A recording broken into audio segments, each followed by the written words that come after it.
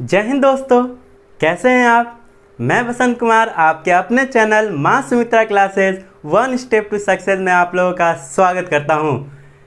आज दोस्तों इस वीडियो के माध्यम से हम लोग पढ़ने जा रहे हैं चक्रवृद्धि ब्याज चैप्टर, जो कि काफ़ी ज़्यादा इम्पॉर्टेंट होता है। और दोस्तों बच्चे जो हैं इस चैप्टर से काफ़ी डरते हैं, क्योंकि इस टाइप का प्रश्न जो होता है बच्चों लोगों के लिए काफ़ी टाइम टेकन प्रश्न होता है। उसे लोग सोचते हैं कि काफ़ी वक्त लग जाएगा, इसलिए इसको छोड़ करके आगे बढ़ जाते हैं और इसे नहीं बना पाते हैं। लेकिन आज के जनरल कॉम्पिटिशन वाले एग्ज़ाम में प्रत्येक एग्जाम में एक या दो क्वेश्चन चक्रवृद्धि ब्याज से क्वेश्चन रहता ही है, लेकिन उसे हम लोग हार्ड समझ करके आगे बढ़ जाता है, या फिर उसको लास्ट में हम लोग सॉल्व करने के लिए सोचते हैं कि यदि टाइम बचेगा तो उसे लास्ट में सॉल्व करेंगे। लेकिन ऐसा नहीं है दोस्तों, ये भी चैप्टर जो है काफ़ी इजी चैप्टर है। और इस चैप्टर को मैं देखिएगा आप लोगों को चक्रवृद्धि ब्याज को ना बना करके साधारण ब्याज के रूप में इसे सॉल्व करूंगा। जिस तरीके से आप लोग साधारण ब्याज सॉल्व करते थे, मूलधन गुना समय गुना दर बटा 100 के माध्यम से जिस तरीके से आप लोग साधारण ब्याज निकालते थे, उसी तरीके से हम लोग चक्रवृद्धि ब्याज भी निकालने जा रहे हैं दोस्तों। हालांकि आपको यकीन नहीं हो रहा होगा कि क्या सच में चक्रवृद्धि ब्याज को हम लोग साधारण ब्याज के रूप में निकाल सकते हैं। तो हाँ दोस्तों, आज मैं इस वीडियो में आप लोगों को सिखाने जा रहा हूं कि कैसे हम लोग चक्रवृद्धि ब्याज को चक्रवृद्धि ब्याज ना बना करके साधारण ब्याज के रूप में उसको कन्वर्ट करके साधारण ब्याज के तरीके से उसको केवल 2 लाइन में सॉल्व कर देंगे। तो वीडियो के अंत तक आप लोग बने रहें, और यदि आप मेरे वीडियो में पहली बार हैं तो सब्सक्राइब कर लें और बेल आइकन को दबा लें, ताकि मेरा सारा नोटिफिकेशन सबसे पहले आप तक पहुंच सके दोस्तों। तो आइए हम लोग स्टार्ट करते हैं इस चैप्टर को, जो कि काफी ज्यादा इंटरेस्टेड होने वाला है आप लोगों के लिए। सबसे पहले इस चैप्टर का बात कर लेते हैं स्पेशल हिंट्स के बारे में, कि इस चैप्टर में आखिर कौन कौन सी वर्ड हमें पढ़ने होंगे। तो जैसा कि ऐसा वाले चैप्टर में मैंने आप लोगों को बताया था, उसी तरीके से इसमें भी एक शब्द आएगा मूलधन, जिसे P से डिनोट करूंगा मैं, और फिर इसमें भी समय आएगा जिसे मैं T से डिनोट करूंगा, और इसमें भी दर आएगा दोस्तों, जिसको R से डिनोट किया जाएगा। और इसमें भी एक शब्द आएगा मिश्रधन। क्या आएगा दोस्तों? मिश्रधन, जिसे अमाउंट कहते थे। और ये मिश्रधन जो होता था वह मूलधन जोड़ ब्याज के बराबर होता था। यह मिश्रधन कैसे निकलता था? मूलधन और ब्याज के जोड़ने से। क्या मिलेगा? तो CI शब्द आपको देखने को मिल सकता है इस चैप्टर में, और SI शब्द भी इस चैप्टर में देखने को आपको मिल सकता है दोस्तों। ठीक है, तो अब हम लोग बात करते हैं कि CI क्या है। CI हमेशा जो होता है दोस्तों, वह मिश्रधन पर लिया जाने वाला ब्याज है। ठीक है, हमेशा अमाउंट पर ब्याज लिया जाता है, लेकिन SI जो था हमेशा प्रिंसिपल पर ब्याज लिया जाता था। ठीक है, तो पहला स्टेप CI के लिए क्या होगा कि CI हमेशा मिश्रधन पर लिया जाता है। मिश्रधन पर लिया जाता है, मतलब प्रत्येक वर्ष जो है CI जो है मिश्रधन पर लिया जाएगा। ठीक है दोस्तों, ये एक ऐसा ब्याज है जो प्रत्येक साल मिश्रधन पर ही लिया जाता है। याद रखिएगा दोस्तों, एक वर्ष का प्रथम वर्ष का CI और SI एक समान होता है। ठीक है, क्योंकि प्रथम वर्ष के लिए मूलधन ही मिश्रधन कहलाता है। मूलधन ही क्या है? मिश्रधन है। तो प्रथम वर्ष के लिए जितना साधारण ब्याज निकलेगा उतना ही CI निकलेगा। याद रखिएगा कि प्रथम साल के लिए CI और SI इक्वल होते हैं, एक समान होते हैं। प्रथम वर्ष के लिए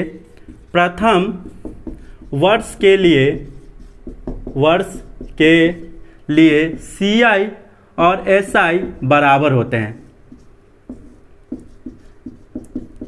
याद रखिएगा दोस्तों, प्रथम वर्ष के लिए कोई भी धनराशि CI पे दिया गया हो और SI पर वही धनराशि दिया रहेगा, और एक साल का ब्याज पूछेगा कि दोनों में CI और SI में एक साल के ब्याज का अंतर क्या होगा, तो 0 होगा। प्रथम वर्ष के लिए CI और SI का अंतर 0 होता है, क्योंकि CI और SI दोनों इक्वल होते हैं प्रथम वर्ष के लिए, क्योंकि प्रथम वर्ष के लिए SI का मूलधन और CI का मूलधन ही उसका अमाउंट है दोस्तों। ठीक है, ये बातें याद रखेगा। यानी कि तीसरा पॉइंट क्या हो सकता है कि प्रथम वर्ष का CI और SI का अंतर 0 होता है। याद रहेगा, शून्य होता है। कभी कभी क्वेश्चन पूछ देता है कि प्रथम वर्ष के लिए CI और SI का अंतर क्या होगा, तो क्या होगा दोस्तों, शून्य होगा, 0 के इक्वल होगा। ठीक है, एक और बात है इस चैप्टर में क्या देखने को मिलेगा क्वेश्चन में आपको कि कभी कभी अर्धमासी समय दिया रहता है, समय कभी 4 माही दिया रहता है, कभी 3 माही दिया रहता है। तो इस टाइप के प्रश्नों को कैसे हम लोग वर्ष में चेंज करेंगे, क्योंकि समय को हमेशा वर्ष में लेना पड़ता है इस वाले चैप्टर में। तो अगला पॉइंट में लिख रहा हूं कि समय हमेशा वर्ष में लिया जाता है, वर्ष में लिया जाता है। ठीक है दोस्तों, समय को हमेशा किस में लीजिएगा, वर्ष में ही लीजिएगा। अगर वर्ष में ना दिया रहे समय जो है, अगर वर्ष में ना दिया रहे और 6 माही दिया रहे, 6 माही दिया रहे, तो 6 माही को वर्ष में चेंज करने के लिए समय को दोगुना कर लीजिएगा। अगर समय को दोगुना किए हैं तो रेट को आधा करना होगा दोस्तों, रेट आधा कर लीजिएगा, जो भी रेट दिया रहेगा उसको आधा कर लीजिएगा और जो समय दिया रहेगा उसको दोगुना कर लीजिएगा। अगर 4 माही दिया रहे, 4 माही दिया रहे, तो 4 माही दिया हुआ है तो समय को तिगुना करना पड़ेगा। कितना करना पड़ेगा, तिगुना करना पड़ेगा और रेट को 1/3 करना होगा। ये कैसे दोगुना तिगुना कर रहे हैं, तो हम लोग जानते हैं कि एक वर्ष में 12 माह होते हैं और 6 महीना दिया हुआ है, तो 6 को अगर दोगुना करेंगे तो 12 माह हो जाएगा। 4 माही दिया हुआ है तो 4 को अगर तिगुना करेंगे तो 12 माह हो जाएंगे। उसी तरीके से अगर 3 माही देना रहे, 3 माही दिया रहे तो इसको 4 से गुना कर लीजिएगा। क्या कर लेना है, 4 से गुना कर लेना है और रेट को 4 से डिवाइड कर देना है। इतनी बातें समझ में आ गया होगा दोस्तों। तो आगे बढ़ते हैं हम लोग। ठीक है, मैं आगे बढ़ रहा हूं। आगे मैं आप लोगों को पढ़ाने जा रहा हूं इसका बेसिक फॉर्मूला, जो कि आप लोग बचपन में 7-8 क्लास में पढ़े होंगे इसको, जो कि बेसिकली फॉर्मूला था अमाउंट निकालने का। अमाउंट निकालने का फॉर्मूला आप लोगों ने सीखा होगा 7-8 क्लास में कि अमाउंट इक्वल टू होता है मूलधन इंटू 1 प्लस r/100n या फिर t। n जहाँ जो है वो समय को इंगित कर रहा है दोस्तों। ठीक है, अमाउंट निकालने का फॉर्मूला था। एक और अमाउंट निकालने का क्या फॉर्मूला था कि अमाउंट इक्वल टू होता है मूलधन जोड़ ब्याज। ब्याज कैसा भी हो, साधारण ब्याज हो या चक्रवृद्धि ब्याज हो, मूलधन में जोड़ देंगे उसको तो अमाउंट मालूम चलेगा। यानी कि यहाँ से अगर ब्याज हमें निकालना हो तो क्या कर लेंगे, अमाउंट में से मूलधन को घटा करके भी निकाल सकते हैं। यानी कि अगर CI हमें निकालना हो, CI हमें निकालना हो तो हम एक फॉर्मूला क्या लगा सकते हैं, अमाउंट में से मूलधन को घटा करके, अमाउंट में से मूलधन को घटा करके। या फिर CI का आप लोगों ने फॉर्मूला पढ़ा होगा बचपन से ही, क्या कि मूलधन इंटू 1 प्लस r/100n माइनस क्या p, जो कि ये अमाउंट था। ठीक है, और माइनस p कर दिया। तो इस तरीके का फॉर्मूला हमारा क्रिएट हो चुका है, किसके लिए, चक्रवृद्धि ब्याज निकालने के लिए। इसी को अगर शॉर्ट फॉर्म में कर लें तो p को अगर कॉमन निकाल लेते हैं तो क्या मिलेगा, 1 प्लस r/100n माइनस क्या 1।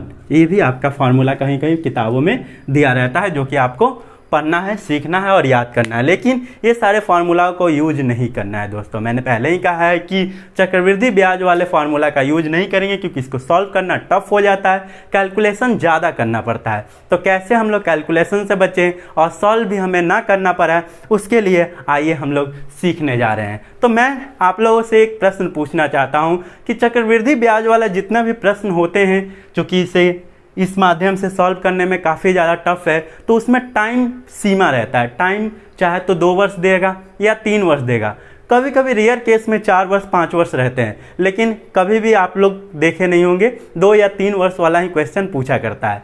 तो क्यों ना हम ऐसा कंसेप्ट आपको बताएं ताकि 2 वर्ष दिया रहे तो उसको आप 2 वर्ष का CI का रेट दिया रहे तो आप उसको कन्वर्ट कर लें 1 वर्ष के SI के दर में, क्योंकि हमने सिखाया अभी कि 1 वर्ष का, प्रथम वर्ष का CI और SI का दर जो होता है आपस में इक्वल होते हैं, दोनों ब्याज इक्वल होते हैं। अभी हम लोग पॉइंट में सीखे थे। ठीक है, तो हम लोग क्या सीखने जा रहे हैं कि 2 वर्ष के CI के दर को हम लोग 1 वर्ष के SI के दर में कैसे कन्वर्ट करेंगे, जिसके माध्यम से क्या फ़ायदा होगा कि यदि 2 वर्ष का CI हमें निकालना होगा तो 1 वर्ष का केवल साधारण ब्याज हम लोग निकाल लेंगे और हमारा आंसर बन जाएगा 2 वर्ष का CI का। तो हम लोग क्या सीखने जा रहे हैं, मैं हेडिंग डाल रहा हूं कि 2 वर्ष के CI की दर को हम लोग कन्वर्ट करने जा रहे हैं 1 वर्ष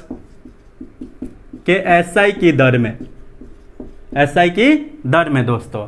मतलब 2 वर्ष के सीआई की दर को 1 वर्ष के एसआई के दर में अगर हम लोग कन्वर्ट कर लेते हैं तो 1 वर्ष का हम लोग जानते हैं कि सीआई और एसआई क्या होता है, आपस में इक्वल होता है। तो 1 वर्ष का एसआई निकालेंगे लेकिन वो वास्तव में हमारा निकल के आ जाएगा आंसर क्या, 2 वर्ष का सीआई। इसीलिए इस फार्मूला को सीखिए, ये फार्मूला काफ़ी ईजी है। उस फार्मूला का नाम है 2x plus x square by 100, 2x plus x square by 100, जहाँ x जो है वेयर x जो है वह क्या है, रेट है सीआई का, रेट ऑफ सीआई है, रेट ऑफ सीआई 2 वर्ष का रेट है सीआई वाला।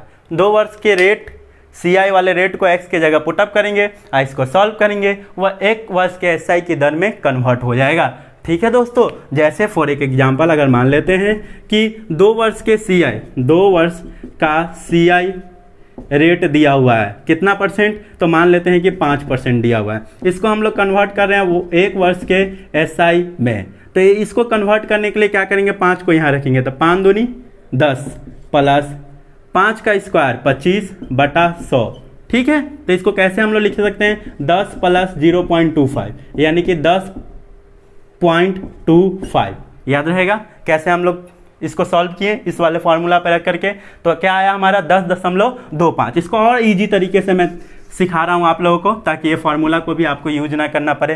करना क्या है, 2 वर्ष के सीआई के रेट को जितना दिया रहा है उसको पहले दोगुना कर दो, कर दिए 5 का दोगुना 10, फिर डेसिमल दे दो और इसको स्क्वायर कर दो। क्या करना है, इसको स्क्वायर कर दो, 5×5 = 25। ये आपका 1 वर्ष का एसआई का रेट में कन्वर्ट हो चुका है। जैसे अगर 8% दिया रहता, कितना दिया रहता, 8% दिया रहता, तो 8% को दोगुना करते 8 दूनी 16, फिर डेसिमल दे दो।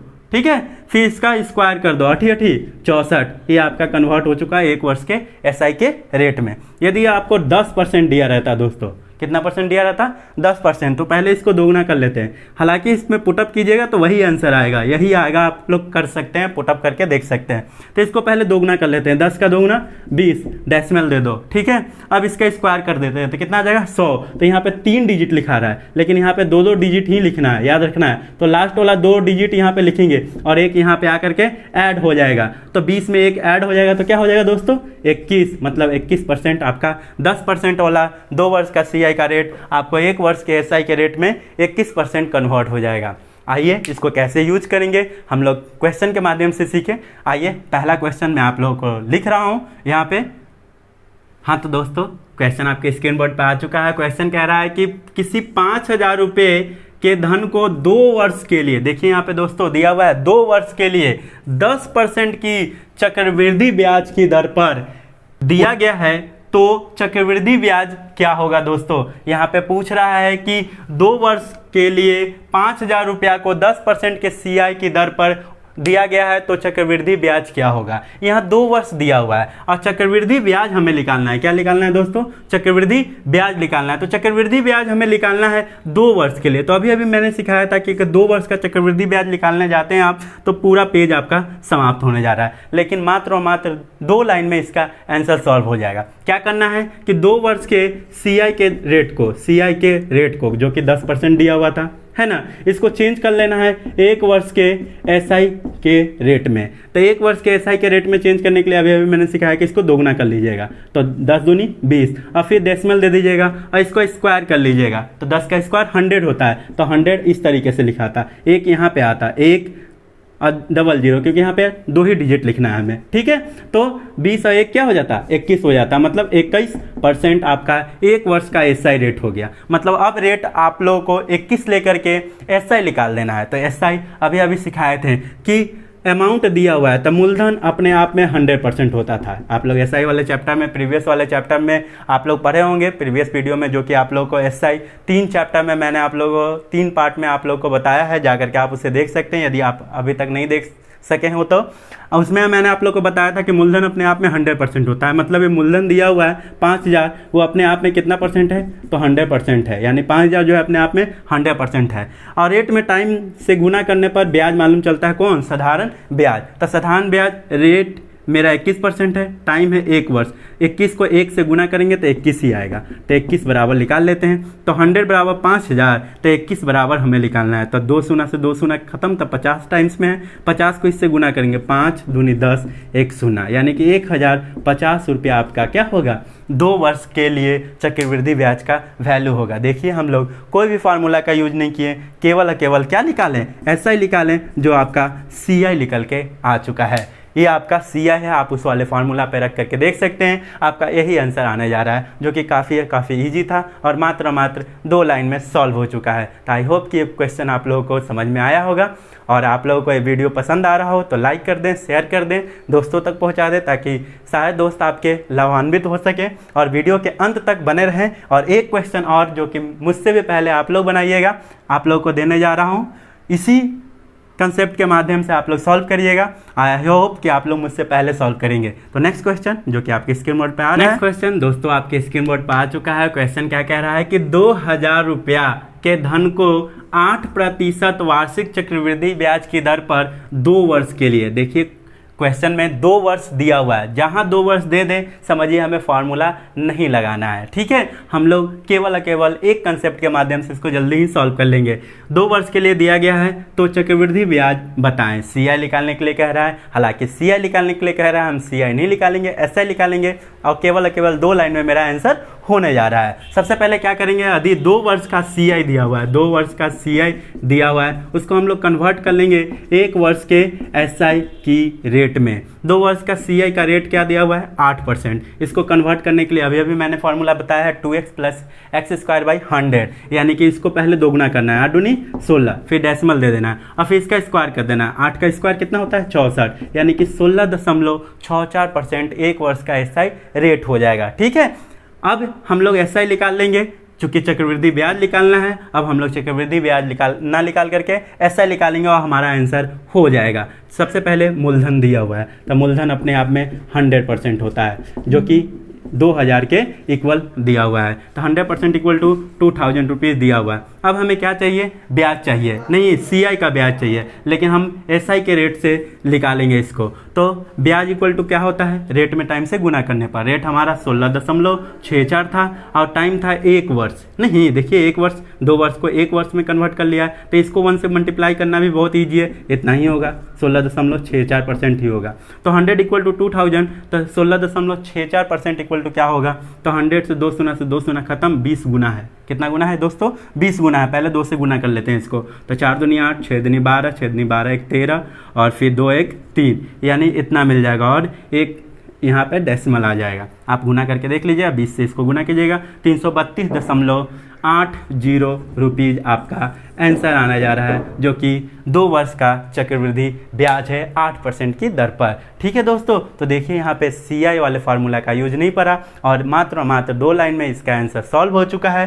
तो आई होप कि ये वीडियो आप लोगों को पसंद आई हो और ये फार्मूला भी आप लोगों को पसंद आया हो। तो यदि आप लोगों को ये वास्तव में वीडियो पसंद आई हो तो लाइक कर दें, ज़्यादा से ज़्यादा शेयर कर दें और सब्सक्राइब भी कर दें दोस्तों।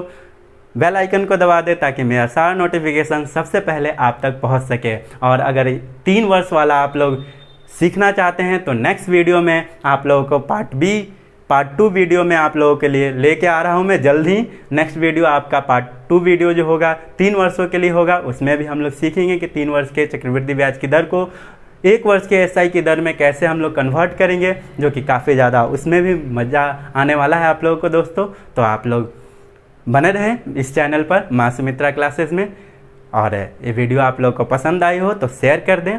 तब तक के लिए जय हिंद दोस्तों।